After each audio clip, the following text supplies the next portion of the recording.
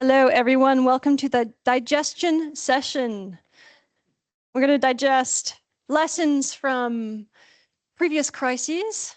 We'll digest things from this morning, themes from this morning, and we'll also digest our lunch. So, actually, this panel is inspired by some conversations I've had with Charlotte Lindsay, who is writing the, if you were not here this morning, is writing or editing the World Disaster Report for IFRC. And Charlotte really emphasized the importance of looking at past crises, past themes, past sectors, and current sectors to understand trust and truth today. And yesterday, someone mentioned that COVID actually, it's already been 5 years since it started. And it struck me how quickly we've developed a kind of collective amnesia. It already feels distant, like something sealed off behind glass. But it shouldn't, because buried in that experience are lessons about trust we still haven't absorbed. And to many of us here in Europe, it's one of the only wide-scale crises we can actually relate to. And during the pandemic, we saw in real time how fragile the trust ecosystem really is. Rumors didn't appear as isolated misunderstandings. They behaved like a microbiome. You could correct one misconception only to watch another bloom the next day. The problem was never a single falsehood. It was the overall health of the information environment in which people were trying to make sense of risk, uncertainty, fear, and power. And these failures were relational. Public health responses were repeatedly tripped up by conflicting messages, shifting guidance that lacked explanation, and institutions struggling to communicate ambiguity. And people were left to navigate a fragmented media landscape, contradictory signals from leaders, and a constant churn of online speculation and provocation. And what shaped behavior wasn't the availability of data or the quality of evidence, it was trust, or the absence of trust. People needed to trust the scientists producing vaccines. They needed to trust the systems manufacturing and distributing them, the health workers administrating them, and the governments overseeing the process. And when any link in the chain weakened, the entire response faltered. But trust breaks down for reasons deeper than communication errors. It breaks down when people feel counted, quantified, but not understood. When communities are treated as audiences rather than partners, well, in crisis after crisis, long before COVID and long after, we've seen the same pattern. Mistrust grows, not from ignorance, but from disenfranchisement, from feeling that decisions are happening to you rather than with you. And as Tamam said earlier, it comes from a lack of mutual respect. So in asking how to build trust, we're actually asking the wrong question. So today, this panel will bring perspectives from community journalism, from grassroots social architecture, and information risk analysis to use lessons from the past to ask the right questions today. So I have the pleasure of introducing Malka Older. Malka wears many hats. She's a writer, a sociologist, a humanitarian, and the executive director of Global Voices, an international community of writers, editors, and translators, providing community-driven journalism from around the world. Global Voices advocates for indigenous and minority languages, media literacy, and digital rights and online freedom of expression, all of these things, particularly in contexts where voices are marginalized or under threat. To her right, we have Anshu Gupta. Anshu is a systems thinker and a social architect. He spent more than 2 decades reimagining development, disaster response, and social change through the lens of dignity, participation, and community leadership. He's the founder of Goonj, and I'm going to mispronounce this, I'm sorry, Gram Swabiman, initiatives that channel urban surplus material into tools for rural resilience, while recognizing that communities are equal stakeholders, not beneficiaries. And last but not least, we have Amil Khan. Amil is a journalist, investigator, and founder of Valent, which is a technology company focused on restoring balance to today's information environment. Amil founded Valent after recognizing how coordinated manipulation, bots, and influence operations were distorting public discourse, and how little capacity existed to track them in real time. Valent's research has exposed large-scale influence networks that significantly exceeded platform assessments, including operations active during periods of political instability and conflict. So as we begin this conversation, I'd like to start with a simple question to all of you, one that goes right to the core of this theme. When you look back at crises you've witnessed or worked through, whether COVID, conflict, disaster, something more personal, is there a particular case that taught you about the nature of trust, about how it breaks and what it takes to build again? Amil, since you're closest to me, let's start with you. Can I use this one? Yeah. So the most obvious one was took place in Pakistan when I was working there, and I was working for Oxfam at the time, and I recently stopped working as a journalist. And you might remember this: the Americans conducted a military operation and killed Osama bin Laden.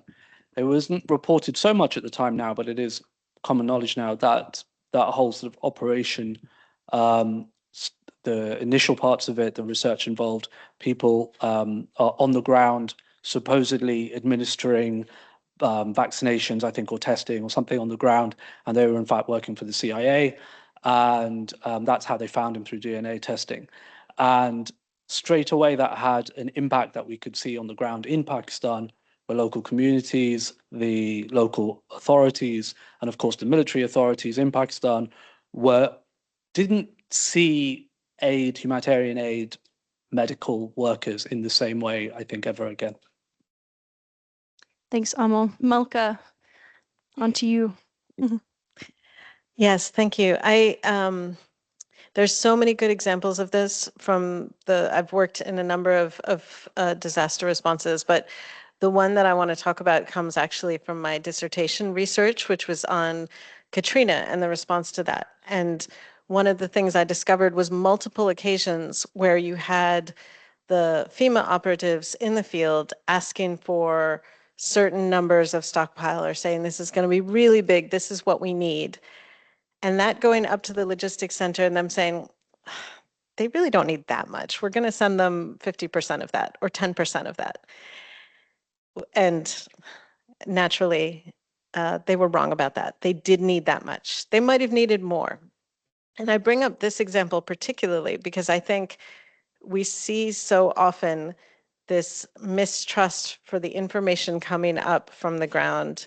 It's particularly striking to see it in a case where it is the same country doing the response, where it's even members of the same organization who are making the request and whose information is still not being trusted. And then we can say, how much more is that the case then when we're talking about believing people that we've never met before, that we don't understand exactly how they're speaking, when we have language differences, cultural differences. But the trust has to go both ways. If we want them to trust us in what we're doing, in what we're offering, in the expertise that we have, then we also need to trust their expertise. Thank you. Why thank you? Because, this is what we were talking, that since morning, I think we've been missing the voices from the community in this entire dialogue. We are still talking about USAID and donor and beneficiary, all that kind of thing. And two, I'll just answer in two parts. One, of course, the biggest, say, anecdote in our life or the memory in our life is COVID, when we found hundreds and thousands of people walking, right? And this is just a proof that what kind of society have we built where we do not even trust our next door neighbor. And that's why you decide to walk a few hundred kilometers despite all odds, instead of asking us or instead of depending on each other. That's one of the most important part, and we should never forget that. I think it was a turning point in history where many of us should have reset our way of operations and the way we are looking at society. But unfortunately, we didn't. And the life is as normal for all the people who survived COVID. Now, the second part about trust, I believe that, and because as a humanitarian organization and even in media, you end up dealing with millions of people, hundreds of people, communities, and all that. I think trust matters in terms of listening. Okay? And the most unfortunate part, I believe, is that we don't listen, or we only listen what we want to listen. And I'll give you a very simple example, and it's related to a disaster which is not much known, because if you see, since morning we are talking about largely the wars and the human conflict, because that's what unfortunately is happening. But large number of natural disasters happen, and in that a big disaster happens which is called drought, and we don't talk about it, right? So I remember in our initial days going to a community, and they took us down, and there was a river. It was not flowing, it was just a dry river, and there was a hand pump to get the water. This is just one scene. We came up, we started talking about it, that what is that which we should do. They said, no, we need to dig a well for the water. But our argument was that it's a very small village. You already have a hand pump, which is next to the river, which is a water catchment area. So why do you need a well? Simple answer was, this was my knowledge, my distorted knowledge. And the whole answer was that you are absolutely right that that's a water catchment area and the hand pump never dries. But when the river overflows in the monsoon, we can't even reach the hand pump. See? So all our theories of water catchment area, access to water fail. Then they say we need to dig a well. My question is that, have we ever done it? They say the machinery, the system has done about 100 feet. We never found water. My question is that, how come they didn't find water? I mean, what happened? And in Hindi, they said, "Unhone hamari suni nahi," which means they didn't listen to us. Okay? It's very simple. And I said, what is that which you wanted to tell? They say, we will tell you where is water. And go on the YouTube today, because now the time is changed. They ask for a coconut. Okay? And a person roams around with a coconut. At a certain place, the coconut changes position. I laugh. I absolutely laugh, because for us, anyone who is not wearing good clothes, and I will decide what is good cloth, okay? That person does not have a right to even decide that. Whatever that person is saying is a superstition. We also said, no, this cannot happen. Someone is joking, making fun. But then the whole idea was that if the entire community is trusting this person, not everyone is claiming that I can find water, but this person is saying that. This person is also risking his life, because if people dig a well and after 40, 50 feet they don't get water, this person is at risk. He's taking risk. And it's my arrogance that I'm not listening. We listened, and in 18 feet, we got water. Right?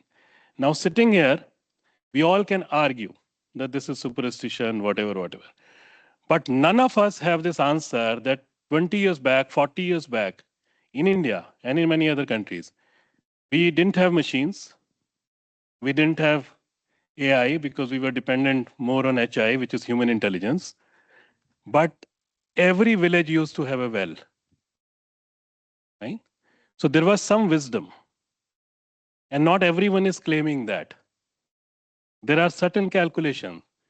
It is the role of science to prove it, instead of just saying that it cannot happen. And why I touched upon this example, that when we talk about the crisis, the most important trust factor actually has to happen with the community, with whom, for whom we want to work. And if we trust their wisdom, if we trust their resilience, I think our efforts will multiply automatically. It's not just the trust with USAID and donor and beneficiary and among us, but there's a larger trust of the wisdom of the people there. Just stop here. Thanks, Anshu. Thanks, everyone. So it makes me think of this underlying question that's been on my mind all morning. How can we be trustworthy to the populations who are affected by disaster or crisis when we're also accountable to donors? What would it look like to confront that problem of dual accountability? How do we get around that? Can we genuinely build trust or make ourselves trustworthy when we have to be accountable to those who are filling our pockets too?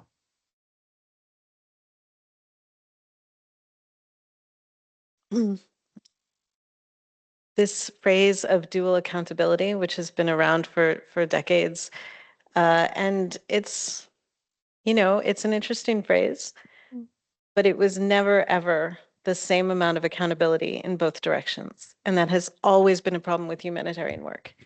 And yes, in theory, we need to be somewhat accountable for the people who are paying for the work. But depending on how where the money is coming from, whether it's institutional, whether it's from small private donors, a lot of times that accountability is guesswork around what they want. And when it's not guesswork, when there are very specific rules around how the money will be spent, it often doesn't agree with what people actually need in the place. So how can we say that it's dual accountability if we're always prioritizing that? And to be trustworthy, we need to act trustworthy, and we need to have a real accountability to say that we are not doing this for our own grandeur or status or domestic political reasons, but for the reasons that we state, and then act like it. I think the term trustworthy that way itself is wrong. Okay, fine. Because in the society, we have to start the relationship with the sentiment and the feeling of trust. Okay, we just can't start the relationship with the feeling of doubt that someone has to prove something. Number one.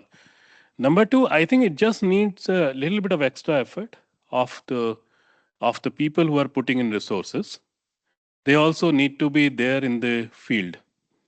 Because if anyone think that by Excel sheet or PowerPoint presentation based on those data and all, you can trust someone, I mean, we all know across the globe that is the easiest things to fudge for anyone. So you have to be there in the field to make sure that you really see what is the scenario and how these all the other people are really operating, and become a part of that journey. I'm not saying that you be there and do with your hands everything, but at least experience that journey, and that's the most important part. The other thing is also somewhere we have to come out with these definitions of donors and beneficiaries and all that. Okay, I mean, these are very demeaning words. I mean, we've been questioning this, that if we give money, we are donor. But if the community is putting bamboo and stone to make a bamboo bridge, they are still beneficiaries. My time is the time of a donor. Community's time is the time of a beneficiary. My skill is the skill of a donor, and community's skill is the skill of a beneficiaries. I think so. These are double standard in any case. So if we just come over this some terms in terms of language, which ultimately is about thinking, I think a lot of trust automatically will build up. Right now we are dividing it, and then we are trying to build a trust. We're so entrenched in our definitions in the humanitarian sector. I know someone said that they didn't like the word sector today too. So yeah, how is our language creating path dependencies? That's an interesting question. And I wish we could linger there, but we have an interesting kind of format today in this panel. If you look under your chair, you might find a sheet of paper, or you might find a sheet of paper under the chair, empty chair next to you, in which case, please pick it up. We've got 3 case studies floating around.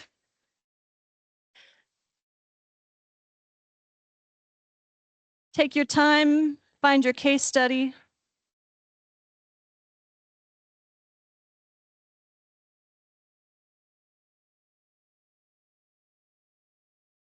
Wonderful.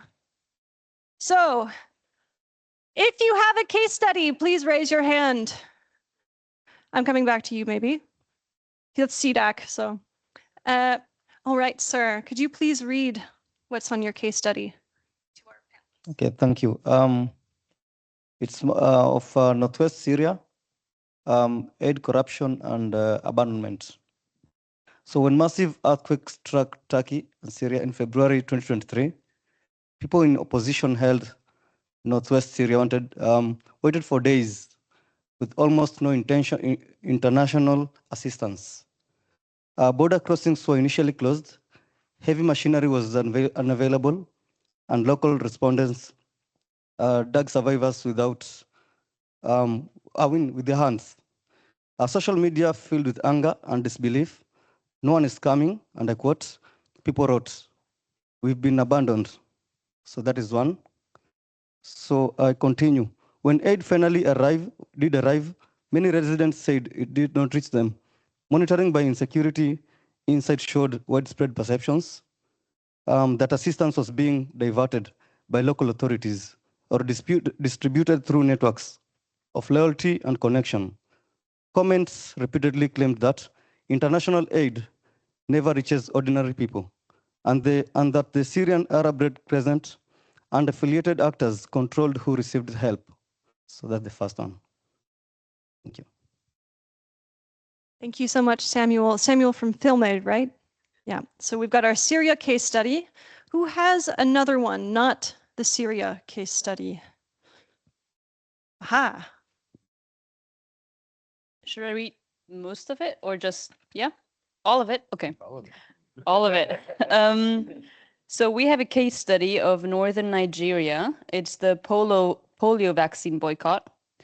In 2003, several states in northern Nigeria halted polio vaccinations after political and religious leaders claimed the vaccine was unsafe, part of a Western plot to sterilize Muslim children. The boycott spread quickly. It lasted nearly a year. The consequences were severe. Polio resurged inside Nigeria and then spread to 20 other countries, as far away as Yemen and Indonesia. Around 1,500 children were paralyzed, and containing the outbreak ultimately cost more than $500 million. None of this was triggered by a failure of the vaccine itself, but by a rumor layered onto decades of distrust toward government authorities and international health campaigns. Ending the boycott required more than reassurance. It meant rebuilding trust, slowly and publicly. Health workers went door to door. Vaccine samples were sent abroad for retesting, including to Indonesia, a country trusted by Nigerian Muslim communities. Prominent religious leaders and traditional chiefs were involved directly in oversight and public discussion. Polio vaccination was bundled with broader health services, including mobile clinics and clean water projects. Responding to the everyday needs communities said mattered more. Even today, polio work in Nigeria remains dangerous.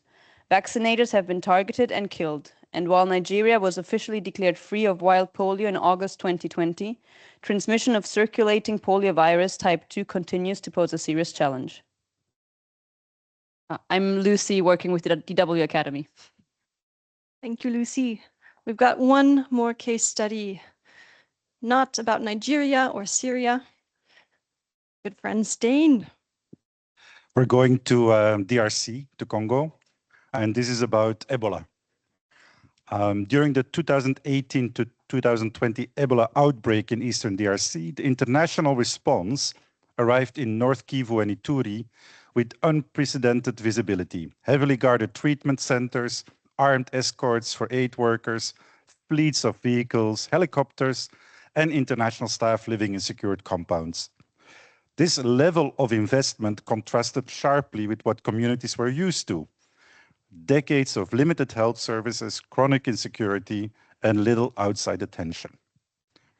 People began asking why so many resources appeared for Ebola when malaria, measles, conflict, displacement had been killing people for years with far less urgency. Surveys at the time showed extremely low trust in government and international agencies, and widespread belief that Ebola was being exaggerated or even fabricated for financial or political gain. Many residents began expressing the notion that Ebola is a business. This mistrust had real effects.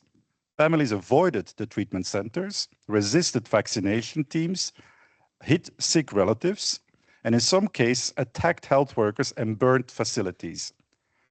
The response, meant to save lives, became, in the eyes of many, a symbol of unequal power and selective concern. Thank you, Stain from CDAC. If you don't already know him, I'm sure you do. So what stood out to you guys from these three case studies?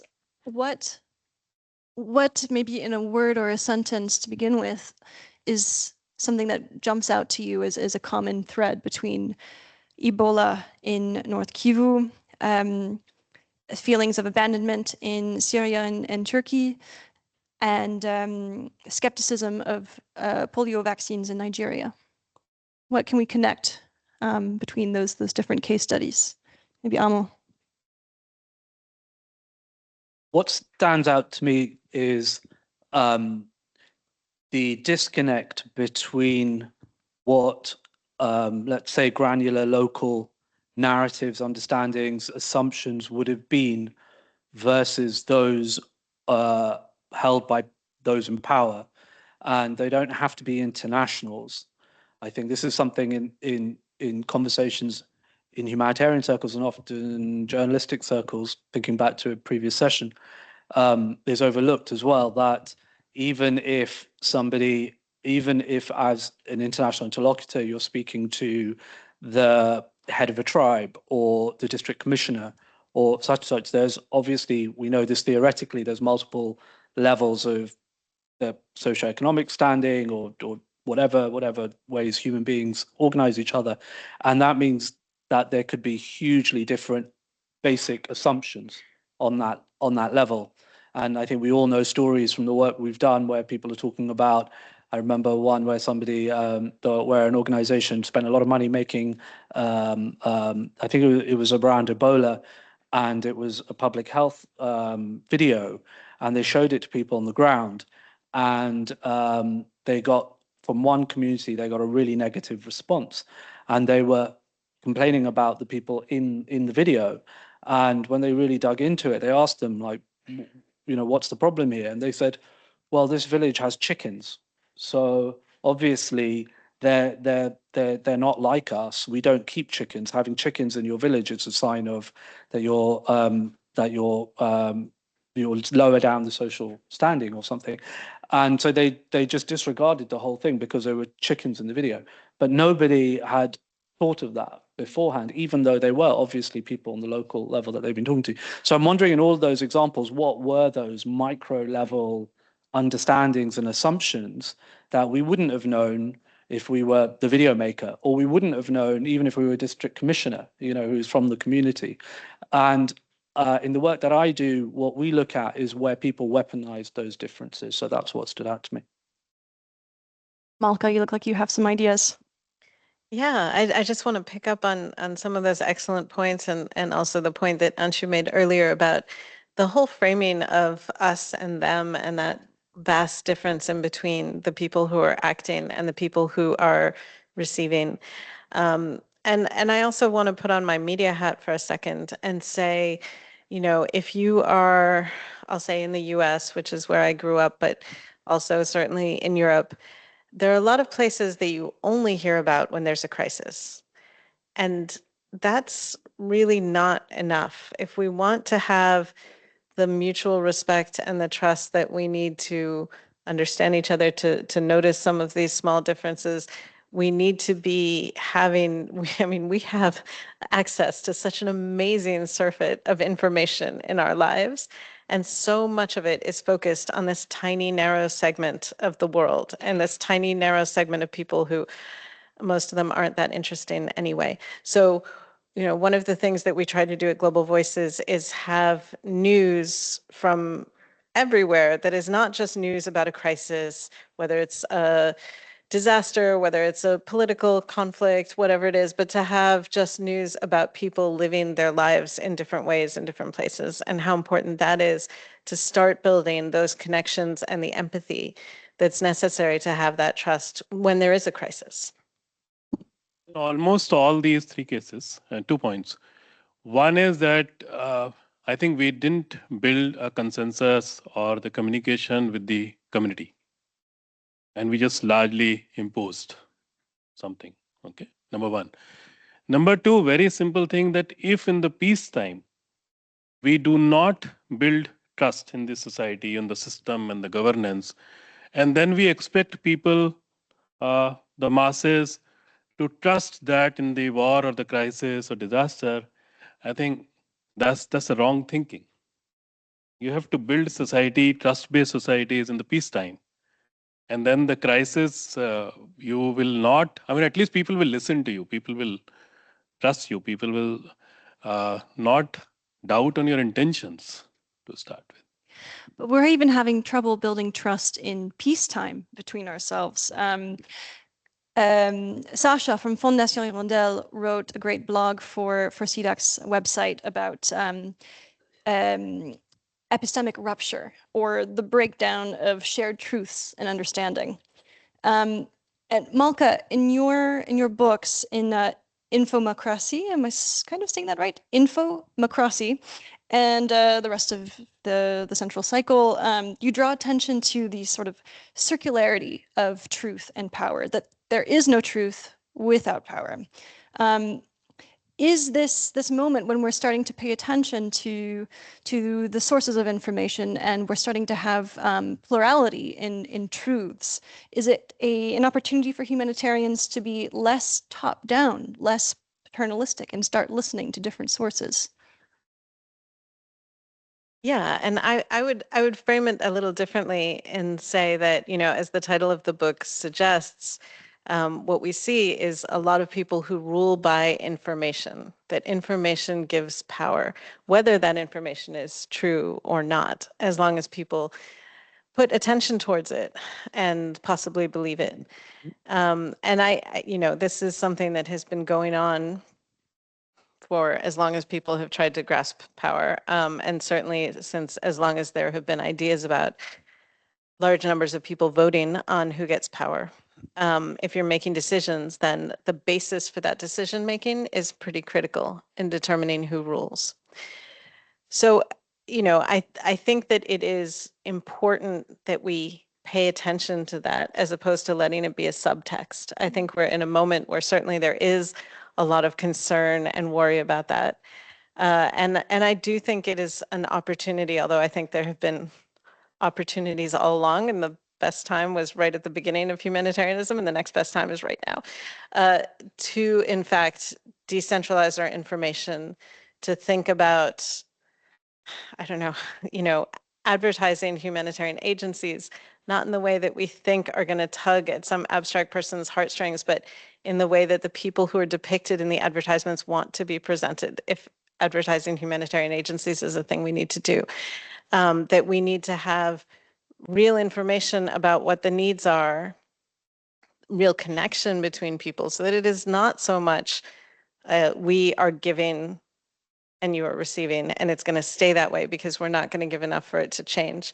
But in fact, we all need help sometime. I mentioned Katrina earlier, which is an example of a very wealthy and powerful country actually needing quite a lot of assistance, both technical and resource, and having quite a lot of difficulty in accepting it because they weren't used to that. And so, and it's not just the US. I also, for my dissertation, studied Japan, and it was a very similar situation there. And in both cases, the most effective thing that happened was mutual aid from county to county, or sometimes state to state, of states that had experienced similar things before and were able to help in that very, yes, we know what you're going through way.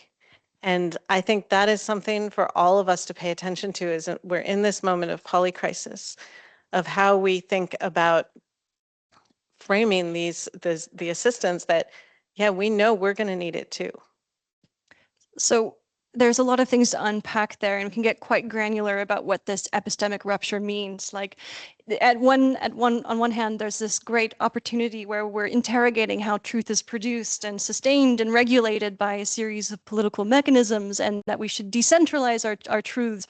But then there's also, you know, arguments, very good arguments, that it's even an epistemic rupture is even impeding mutual aid and our ability to collaborate even at the village level.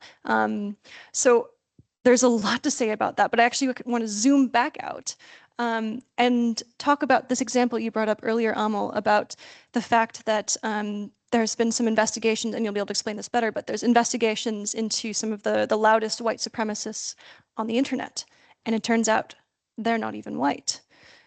What does that mean? The question is, what does it mean? It's a very good question. And it goes to, what does it mean for trust? Yes. What we're talking about here. So it's a whole can of worms. It touches on a lot of things that we're discussing here and should discuss more often. there are a bunch of individuals across the world, let's say 2 handfuls, and it's become apparent recently. They're running accounts that are sort of anonymous white supremacist accounts. They were foundational in causing real on the ground problems in the UK around the Southport attacks, in the US around January 6th, other things like that. If you're in that world, you will have seen them. They come across my feed organically. It turns out they're not white. They are white supremacists who are Indian, Sri Lankan, of different ethnic backgrounds, and they're not primarily motivated by politics. They are primarily motivated by money. And the content that they're pushing is essentially it's just a means to an end. It's a means to earn money from the platforms. The platforms are monetized. So this is something that I think I was on a CDAC panel in London maybe a year and a half ago, and we'd first started seeing this in Africa, and we'd seen on a much smaller scale individuals that were essentially earning money by what they posted and posting horrific, problematic, toxic stuff. And there was somebody in the room who came up to me and said, "Oh, it was really interesting what you were saying." And they were from a big tech platform. And I said, "Oh, I'm really glad that you're here and that you want to speak about this, because your platform is paying these people, essentially." And they just went, okay, bye. And they just didn't want to talk about it. And engaging the platforms on this stuff at the moment is really difficult. We've just started seeing how problematic this particular dynamic is, and it's going to get worse. And the real crux of the trust issue on that is, so in the past, if you had a disinfluencer, let's call them, or some kind of problematic personality, turns out they were a bot, turns out they were fake, manipulative in some way. If you expose them, they shut themselves down. Even if Facebook or whatever didn't shut them down, they did it themselves because they were burnt. And we had success with that in Sudan. We were doing some work earlier with USAID, and we passed on information to Facebook. Facebook identified them and shut down some manipulative accounts. They were automated accounts, is why they shut them down. And then a whole bunch of others shut down themselves. And we thought, this is good. This imposes some kind of accountability. That account, called Inevitable West, one of them, was exposed as not what he was pertaining to be, and just carried on.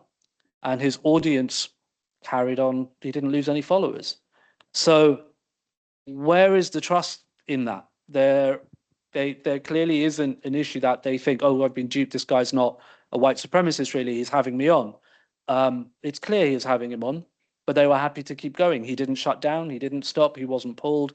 And he's still doing it today. And you can Google him and find out that he's making money out of tricking people. So this morning, some people interrogated this idea that information is in crisis exceptionally.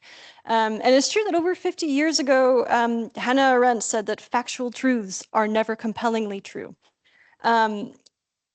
The point is that there's a whole spectrum of reasons why we believe things, because something resonates with our sense of identity, because it's emotionally satisfying, because it feels right, because it's telling us what we want to believe. And this is not to the others. This is us. This is me. This is you. This is why we believe things in large part. So does AI change that? Is this an old problem, or is there some new element? Amil, let's start with you. AI lowers the barriers of entry to that. It is, I think, we are going through a fundamental change, though, that's true, where information is no longer the nexus isn't hierarchical, and it touches some of the points we were talking about before. It's not government sanctioned media organization, people, and it flows downwards. It flows downwards, upwards, and in between, and we know that. And the core sort of difference in it is it's much flatter than before. So one person can talk to millions. You don't need multiple layers between that. And it plays out in the scenario that we're talking in, but also in various other areas across our human experience. So finance, GameStop, retail investors, if you talk to people in finance, they talk about this stuff. And the problem I think that we have at the crux of it is, as this change is happening and it's fundamental, it's bad actors who jump on it and take advantage of it. So we were talking about this earlier. The president of the United States came into power and launched a meme coin, which is, if you follow blockchain, it's on the same principle, one to many, no layers in between.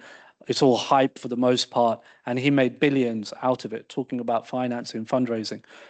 In other sectors, let's say more progressive sectors, for want of a better word, we're still talking about where the funders are and who the funders might be and where the funding is. Whereas, quote unquote, a bad actor is making billions from pumping and dumping straight off the bat. And we don't know, we haven't thought that through. And I suspect the reason for that is media doesn't work well. Media and various other functions we're talking about do not work well in bureaucracies. So if we take a long time to make decisions about stuff, we take a long time to peer review ideas and etc. And those other guys just get on with it. The hour is getting away from us, and there's so much to unpack here. But I want to actually take your statement and bring it to Anshu, because this morning we talked about some contexts where some of this might be irrelevant, right? Like people are listening to the radio, they're not on social platforms. So Anshu, is this changing the communities that you work, this new information, the acceleration or the lowered barriers to entry that Amil is talking about? Has that changed the communities that Goonj is working in? I think it's becoming a little bit complicated. Okay, for sure. I mean, there are two parts of it. I mean, if I see my country back in 1999, massive cyclone in an eastern state, and we lost thousands and thousands of people. And now, almost every year we have cyclone, not of that magnitude, but it's still a big one. But we don't lose life, okay, because tech is helping people. But then also, there's so much of talk in that entire piece on the say that we have saved people, without understanding that when millions of these people go back to their places, they actually go back to the same situation. I mean, the life is saved, but nothing else.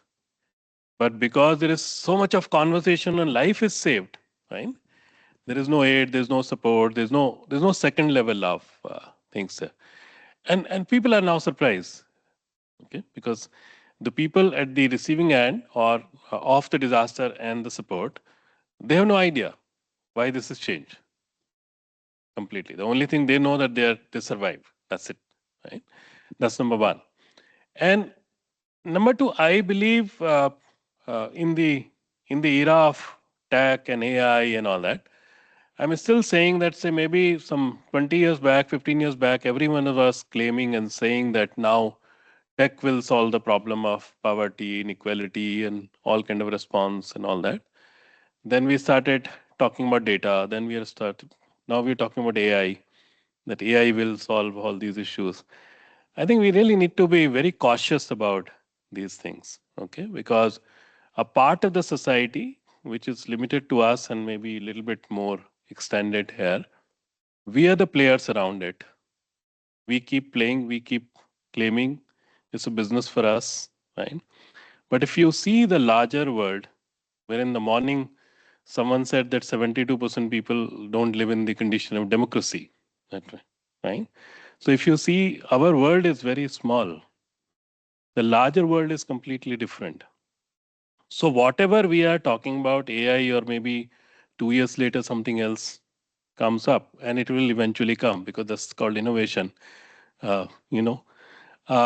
We really need to see that what impact is happening in that particular part of the world, and are we involving that particular part of the world in these innovations?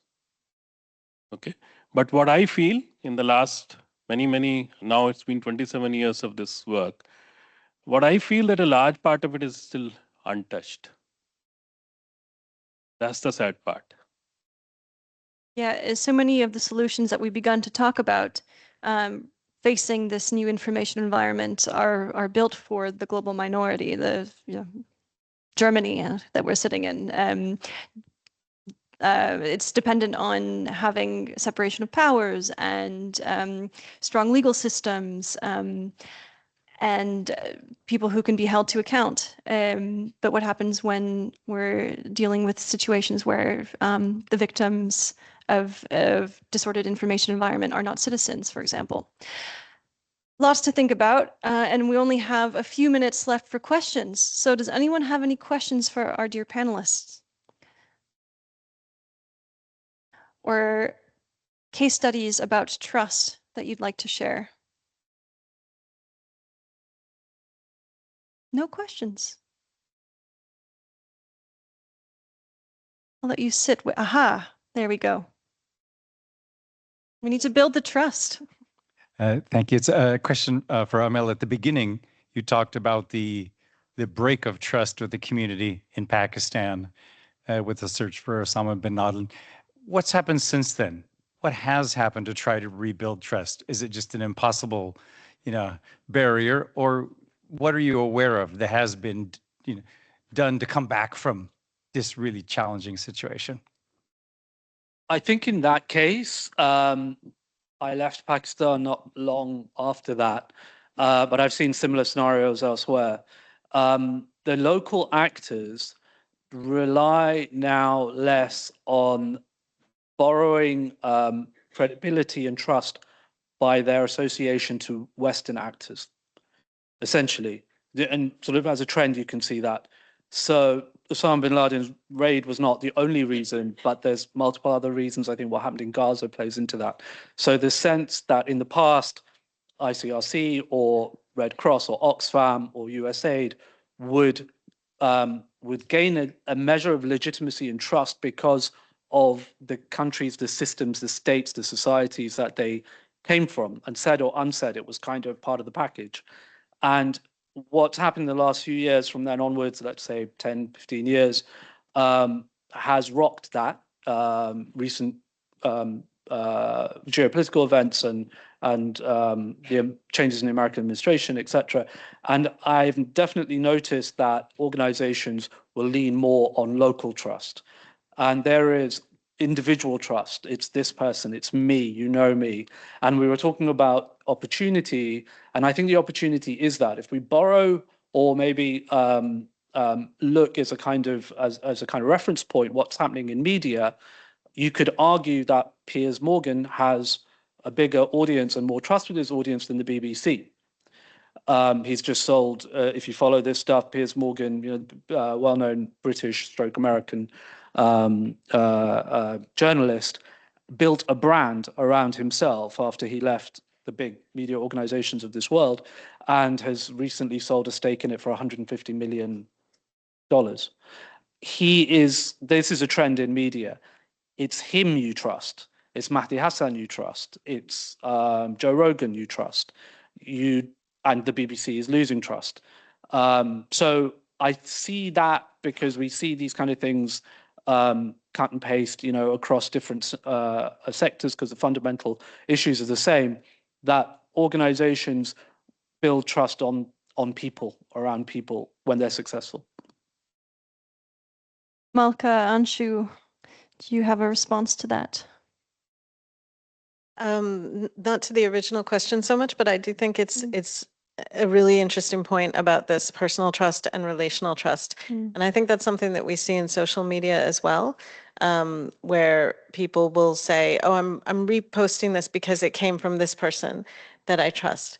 And, it's worth looking at that outside of any prejudices against about social media and saying, yeah, okay, this is trust that was built over time. Or maybe it was trust that was built through another person that you trusted. And thinking about that kind of relational trust, which is, emerging now, but was also something from the past and was definitely a way that people shared information in the past before we got these ideas of like, oh, okay, I trust this newspaper and this broadcaster. It's a different way of thinking about things. It has its weaknesses, but so does the first one. So I think it's worth considering, and it does have, as Amil was saying earlier, the reduction in gatekeeping and barriers to being able to spread information. While it has been this, you know, there has been this incredible takeover of it by bad actors, and particularly by well-financed bad actors. It has also the opportunity for incredible democratization and incredible bridges across just information and connection across different places. And so when we think about the potential of, you know, automatic translation, which I don't love because I believe very strongly in human translation, but we also know that it can open up some things. You know, I would be horrified if a book of mine had an AI voice putting it into an audiobook. But if I look at Project Gutenberg and books that are out of copyright that no one is going to make a profit of, yes, let's use the technology to make them accessible to more people. So I think really thinking about where the profit is and where the opportunities are for greater access and more voices. So on a little bit lighter note, which is not so light, I would say that, so I always said that, you know, there are two ways of working. One is that work talks about you, and the second is that you talk about the work. Okay. And that used to be the fundamental thing. But now I feel that the people who are the doer also need to talk a little bit more, because if they don't talk, influencers will talk. And that's very risky. Yeah. So, I mean, people are doing something fine. And also, if we have to build trust in the societies through whatever mediums we have right now, the good needs to take over the bad. I think the worst part is that if you see, especially when you talk about social media, since Malka spoke about it, that is actually taken over by the bad. Okay, because that bad always spreads much faster. And the people who are doing good are just doing good. And that space is captured, and that's the whole loss of trust. I mean, in many societies, including our country, the huge crisis actually is now because of the social media. Instead of doing good, it is doing good, but it's doing for the bad. Listening to you all talk, it's reminding me that mistrust isn't actually a glitch in the system. It's often a logical response to the system. And until we engage with that reality, there's no amount of messaging or technology that will save us. And so I'm wondering how much we can interpret mistrust as sort of telling us how to reorganize the sector or reset the sector. And that maybe we should start with the principle of trust when we have mutual aid, when it's within our own communities. But that mistrust of international parachuting in humanitarian actors might be a reasonable response that we should respect and work with instead of pushing against. But here I am sharing my opinion when I'm the moderator. Does anyone else have a question? We've got a few more questions. Good. Hi, I'm curious to know, in your assessment and observation of the communities that you work with, are they able to discriminate whom to trust and what to trust? Because we journalists or journalists in general can make mistakes, and we've seen that. And media organizations and companies can make mistakes. Can the communities discriminate? Or do they have that skill now over the years of your experience with them? Before you guys respond, maybe we'll take that one more question that we had from Clara over here, and then you guys can respond to both of them. Thank you. Yeah, Clara from Insecurity Insight. We monitor social media perceptions of the aid sector. And my question is, so across different contexts, our data shows that, unsurprisingly, local CSOs and local NGOs have enormous trust within their social media communities, but very, very limited reach. So how do we help them increase their reach, increase their impact on social media, while limiting the, I'm sorry for this question, while limiting the inevitable consequence of harmful information that comes with greater reach? First one, because social media, I've already spoken a lot. First one, I believe that unfortunately, it starts with not trusting when you reach out to the communities, and I think that's our doing constantly. Okay, I mean, there's something wrong which we have done, or we have broken that trust somewhere. It starts with that, but eventually, I'm a strong believer, and we have seen that in bulk in our work also, that they look into your eyes and they trust you. If you are honest enough, and if your intentions are pure, and if you're not just going there with a camera to do something, but you're really, really interested in their stories or their issues and the problems, and you're listening, okay, I think they trust you. A large number of stories which we have from the fields, from say not having a piece of cloth during menses to whatever, right? These are not our stories. If a lady can share that what she used in place of a sanitary pad, it cannot happen without immense trust. Very simple. It's a very personalized thing which the lady will not even share with her family. And if she's talking to an absolutely unknown male coming from the city, there is trust. Amil, Malka, last word.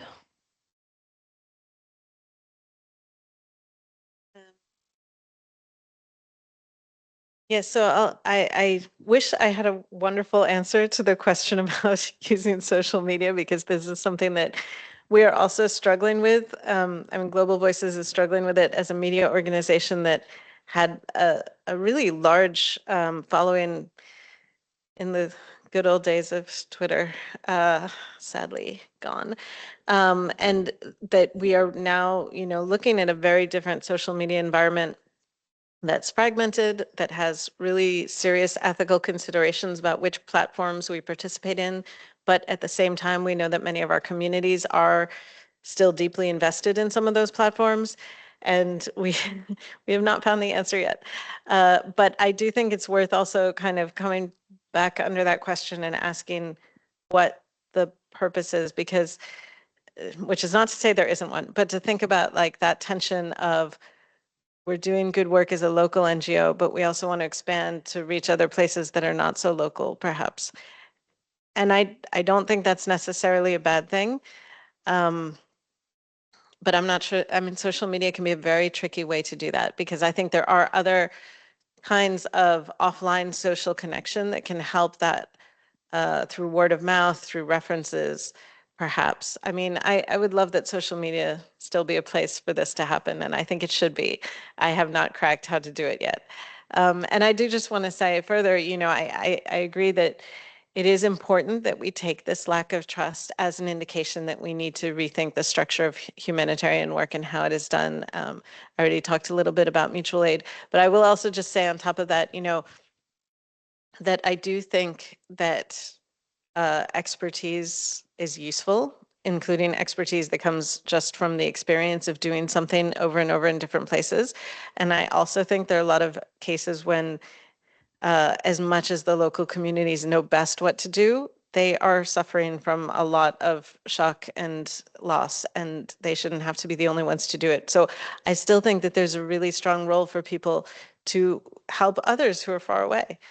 But the framing of how that happens and the positioning of how we think about what we're doing is I think something that really needs to change to have that trust strengthened. Beautifully said. Yep.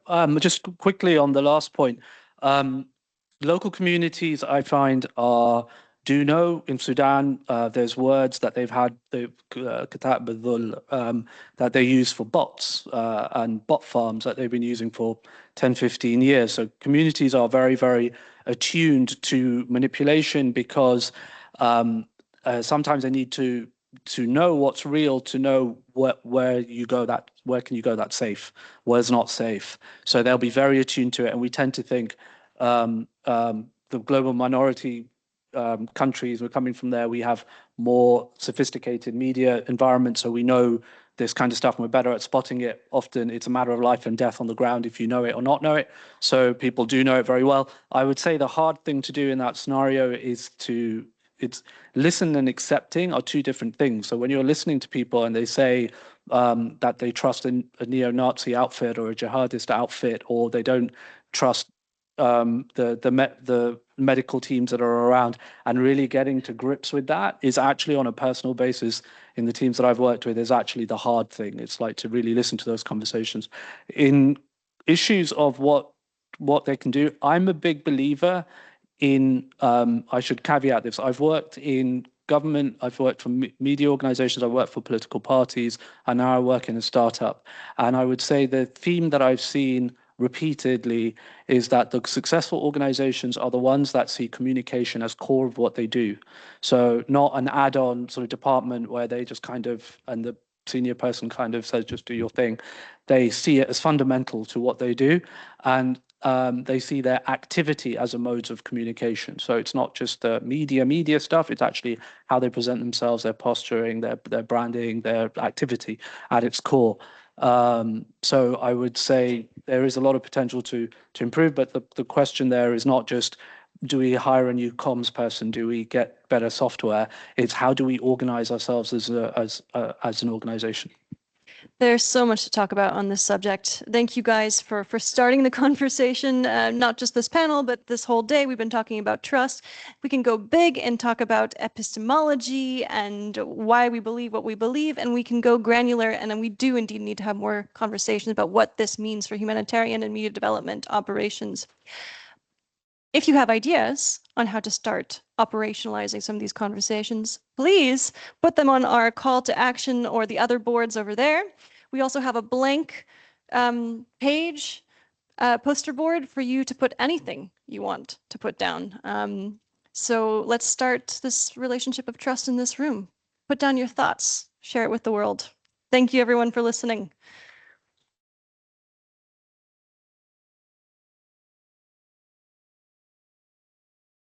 Thank you. Thank you very much, Ayla. Now, you did mention on your panel, and it's been brought up a few times today, the role of AI and what it does to trust. I'd like to invite now Susie